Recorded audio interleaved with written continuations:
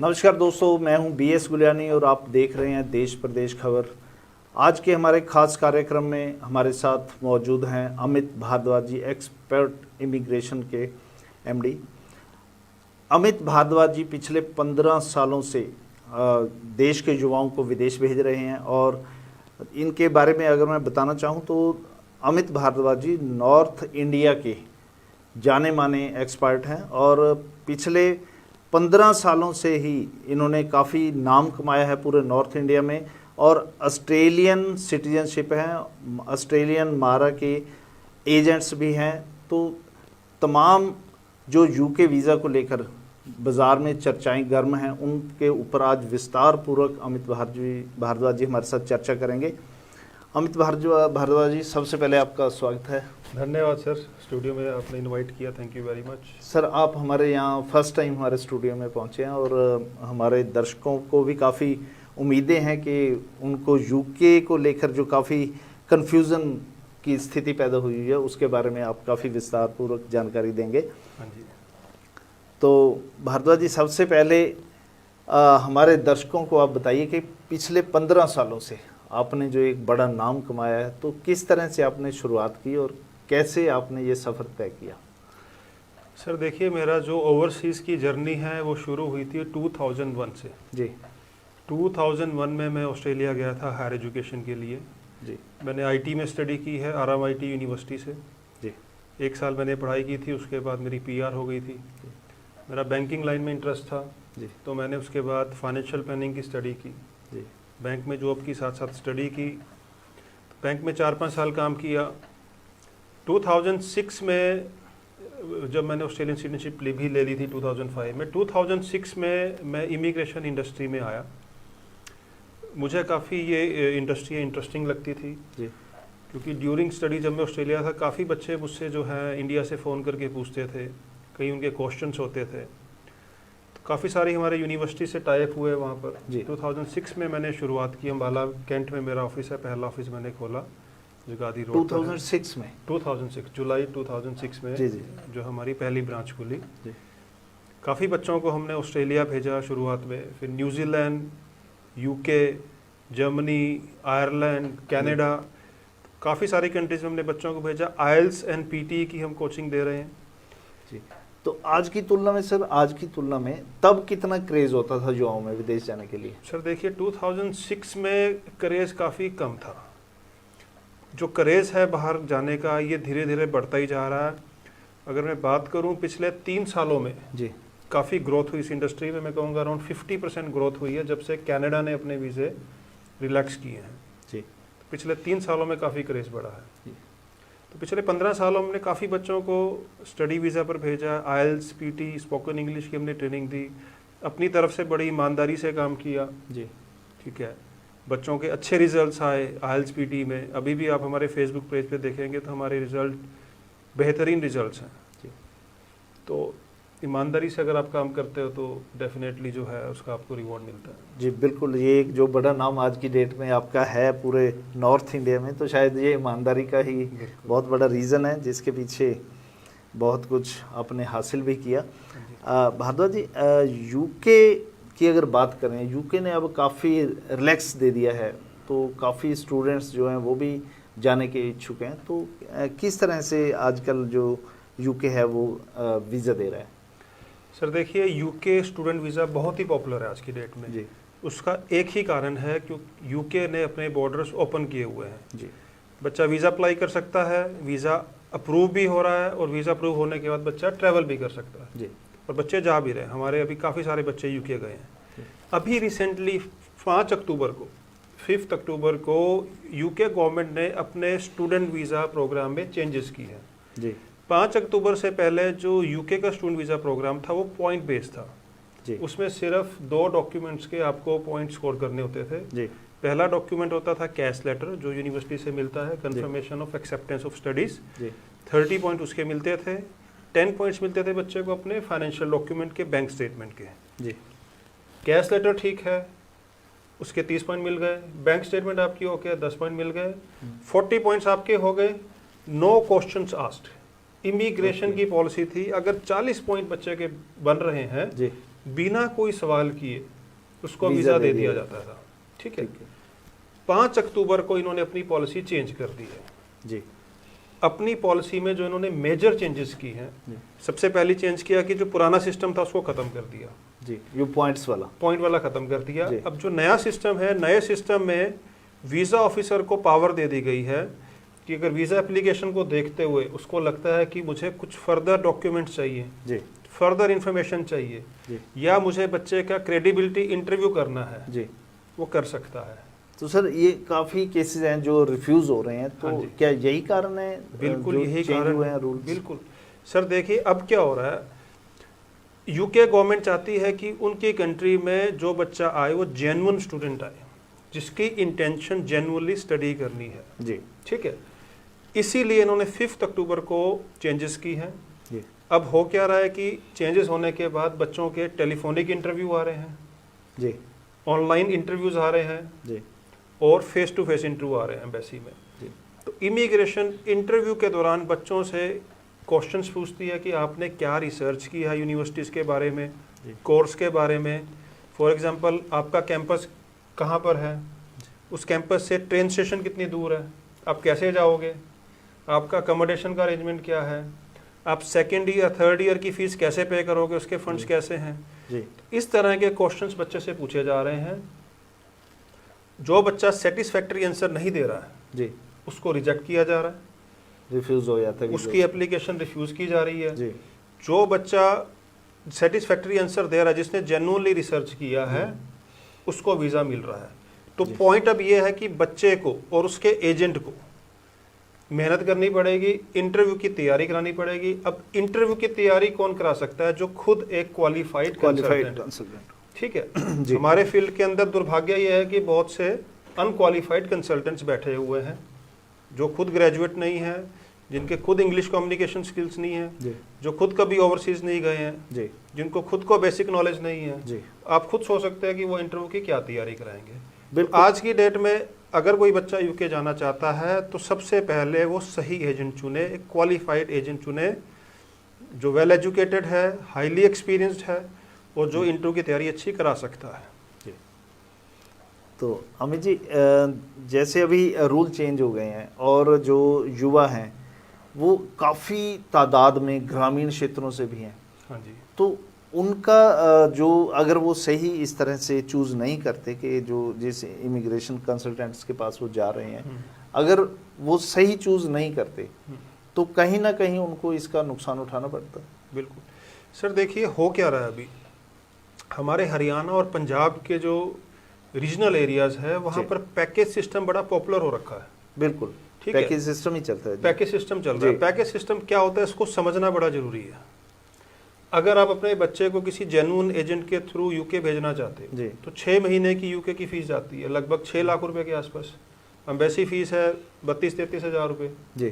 ठीक है, तो आपका जेन्युइन खर्चा बच्चे को भेजने का 6 से 7 लाख रुपए के बीच में आता है जी। लेकिन ये जो पैकेज वाले एजेंट हैं ये आपको कहते हैं कि जी हम आपका गैप फिल कर देंगे, आपका शो मनी हम दिखाएंगे, हम ये करेंगे वो करेंगे, हम आपसे वीज़ा के बाद 12 लाख से 15 लाख रुपए इजीली। अब देखो उनका 5 लाख से 10 लाख का तो मार्जिन हो गया। ठीक है जी। और हर तरह के लोग हैं, कई स्मार्ट लोग भी होते हैं, कुछ जो हैं भोले लोग भी होते हैं जी। ठीक है, जो भोले लोग हैं अपने रिलेशन की वजह से या कम नॉलेज की वजह से शिकार बनते हैं पैकेज का जी जी जी। अब ये पैकेज वाले एजेंट ऑपरेट कैसे करते हैं? ये उन कंट्रीज को पकड़ते हैं जिनका visa approval rate more than 90% है। क्यों? क्योंकि पैकेज करने वाले एजेंट ने एम्बेसी फीस अपनी जेब से देनी है 32 हज़ार रुपये जी। यूनिवर्सिटी की फीस वो कहते हैं अपनी तरफ से देंगे इनिशियल डिपॉजिट। अगर वीज़ा रिफ्यूज़ होगा उनको लॉस होगा जी। अगर वीज़ा अप्रूवल रेट 90% से ज़्यादा है तो उनको प्रॉफिट ही प्रॉफिट होगा। बिल्कुल। तब जब से यूके ने इंटरव्यूज लेने शुरू करे हैं जी, वीज़ा रिफ्यूज़ करने शुरू हो गए, पैकेज का काम कम हो गया जी। अब पैकेज करने वाले एजेंट चले गए हैं ऑस्ट्रेलिया की तरफ जी। अब वो ऑस्ट्रेलिया को प्रमोट कर रहे हैं क्योंकि ऑस्ट्रेलिया का वीज़ा अप्रूवल रेट यूके से ज़्यादा अच्छा है। कनाडा की कोई अनाउंसमेंट नहीं है जी, न्यूजीलैंड की कोई अनाउंसमेंट नहीं है, तो इन बच्चों को अभी क्लैरिटी नहीं है कि ये कंट्रीज कब खुलेंगे जी जी। इसलिए यूके की डिमांड बहुत ज़्यादा है जी। भारद्वाज जी, पीछे काफ़ी अफवाह थी या सच्चाई थी, ये आप बताएंगे।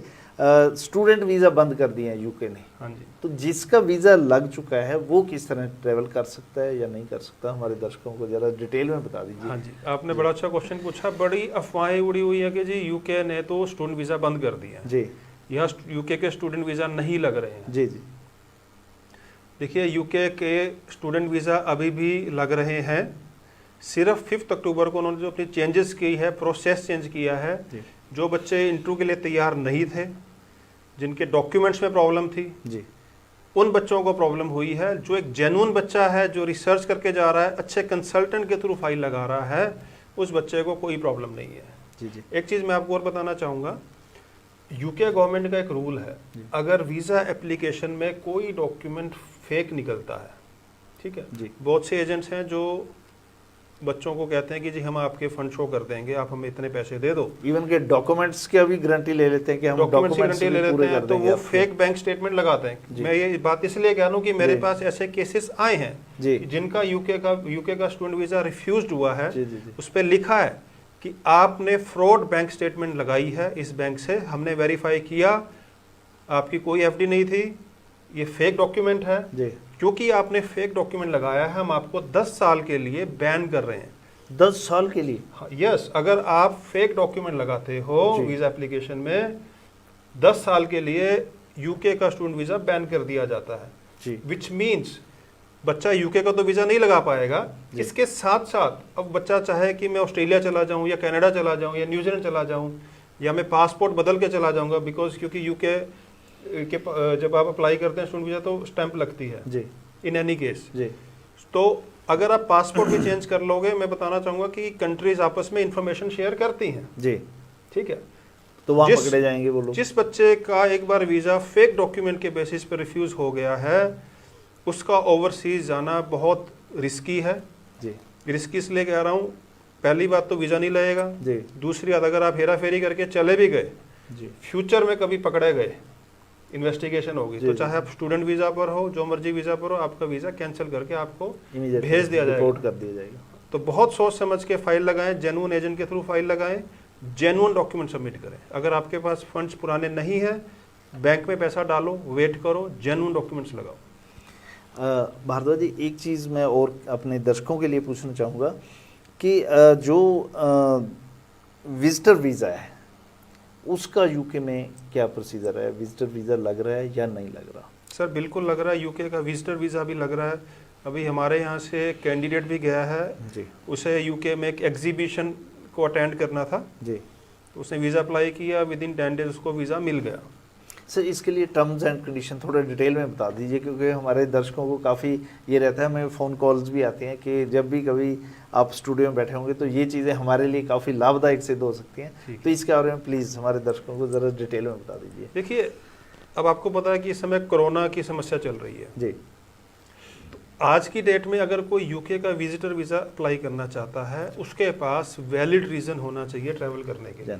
जी। उसका कोई फैमिली मेंबर वहाँ पर है जी, या उसकी कोई बिजनेस मीटिंग है, कोई एग्जीबिशन अटेंड करना है उसने, ठीक है, तो कोई वैलिड रीज़न होगा तभी यूके गवर्नमेंट वीज़ा देगी, ठीक है। डॉक्यूमेंट्स की रिक्वायरमेंट्स बड़ी सिंपल सी है जी। आपको अपने फाइनेंशियल डॉक्यूमेंट सबमिट करने होते हैं जी। ठीक है, अगर आप बिजनेस पर्पस के लिए जा रहे हैं या कोई एग्जीबिशन अटेंड करना है जी।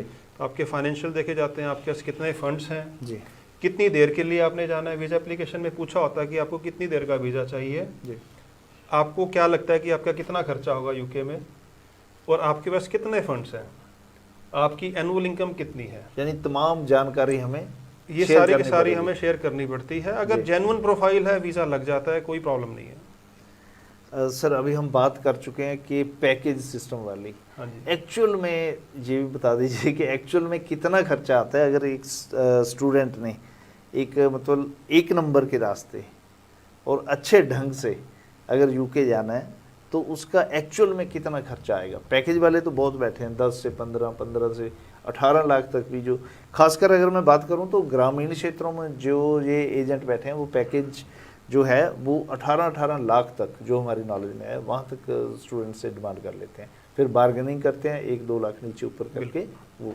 ले लेते हैं। देखिए, मैं पैकेज सिस्टम को आपको इस तरह से एक्सप्लेन करूँगा जी। अभी जैसे अब आपके पास ये पेन है जी, ठीक है, मान लीजिए इस पेन की कीमत है 10 रुपये जी अगर मैंने बाजार से खरीदना है पेन, ये 10 रुपये में मिलता है। जी कोई आपको ये पेन 100 रुपये का बेचे, जी आप ले लोगे इसको? सर अगर मुझे नॉलेज नहीं है तो अंडरस्टूड मैं ले लूँगा। देखिए, अगर कोई 10 रुपये की चीज़ 100 रुपये में लेता है, जी क्या हम उसे समझदार कहेंगे? बिल्कुल नहीं। सिमिलरली पैकेज सिस्टम है। जी ठीक है, पैकेज सिस्टम में बेसिकली इस तरह से एक माहौल क्रिएट किया जाता है कि सारे पैसे बाद में, भाई मैं तुझे वीज़ा लगा के दूंगा, उसके बाद पैसे लूँगा, वीज़ा नहीं लगा कोई पैसे नहीं। अब क्वेश्चन ये पूछना चाहिए कि पैसे कितने? जी 6 लाख रुपया जेन्युइन खर्चा है, आप मुझसे 14 लाख 15 लाख रुपए क्यों ले रहे हो? जी किस बात के ले रहे हो? कहाँ 6 लाख रुपए, जी कहाँ 15 लाख रुपए, कितना डिफरेंस है? 9 लाख रुपए का। जी क्या 9 लाख रुपए कमाना आसान है? बहुत मुश्किल है। सिमिलर है। तो एक माहौल क्रिएट किया जाता है, एक माइंड वॉश किया जाता है, सारे पैसे बाद में। यार तेरा वीज़ा नहीं लगा, तेरा कोई नुकसान नहीं होगा। जी अरे अगर वीज़ा नहीं लगा तो कितना नुकसान होता है? जी 30-33 हज़ार रुपये एम्बेसी फीस का, आपकी कॉलेज की फीस गई है 6 लाख रुपए एडवांस में, करेंसी कन्वर्जन में आप लगा लो 30-40 हज़ार रुपये का, 60-70 हज़ार रुपये का रिस्क है सिर्फ ओनली। और एक जेन्युइन बात है, अगर आपका वीज़ा नहीं लगा, एम्बेसी फीस एम्बेसी को गई है, जी करेंसी कन्वर्जन में प्लस माइनस फायदा भी हो सकता है, नुकसान भी हो सकता है। ये पैसा किसी की जेब में नहीं गया, एजेंट की जेब में भी नहीं गया। जी एजेंट ने भी अगर फाइल लगाई है, उसकी भी कॉस्ट लगी है, एजेंट की भी डायरेक्ट एंड इनडायरेक्ट कॉस्ट होती है। जी स्टाफ का खर्चा है, सैलरी का, बिल्कुल। रेंट का खर्चा है। ठीक है, एजेंट भी तो आपसे अपनी 10,000 से लेके 50,000 तक अपनी प्रोसेसिंग फीस ले रहा है आपसे वीज़ा के बाद, उसमें आपको कोई प्रॉब्लम नहीं होनी चाहिए। वीज़ा लगने के बाद आप दे रहे हो। जी लेकिन 6 लाख रुपए की चीज़ 15 लाख में खरीदना, ये मुझे समझदारी नहीं लगती। जी यही पैकेज सिस्टम है। जी बहुत बहुत धन्यवाद अमित भारद्वाज जी, आपने हमारे दर्शकों को बहुत जो बारीकियां हैं उनके बारे में आपने उन पर प्रकाश डाला, और मुझे काफ़ी उम्मीद है कि जो हमारे दर्शक हैं इन चीज़ों से काफ़ी शिक्षा लेंगे, और कहीं ना कहीं उनके जहन में एक बात ज़रूर आएगी कि वो किसी अनट्रेंड या अनपढ़ कंसल्टेंट्स के पास नहीं जाएंगे। एक्सपर्ट कंसल्टेंट्स हैं जो खुद एक्सपीरियंस्ड हैं, उनके पास ही जाकर अपना जो है विदेश जाने का सपना पूरा करेंगे। बहुत बहुत धन्यवाद Amit Bhardwaj ji. Thank you very much. Thank you. तो ये थे हमारे साथ अमित भारद्वाज जी, जिन्होंने हमारे दर्शकों को पूरा विस्तार पूर्वक बताया कि कहीं जो 10 साल का बैन लग जाता है एक गलत स्टेटमेंट अटैच करने के बाद, तो इन सब चीज़ों से जो है हमारे दर्शकों को जागरूकता मिलेगी, और जो बारीकियाँ इस सारे एपिसोड में दर्शाई गई हैं, बताया गया है, उन पर प्रकाश डाला गया है, तो इनसे कहीं ना कहीं हमारे दर्शकों को काफ़ी फ़ायदा मिलेगा। धन्यवाद।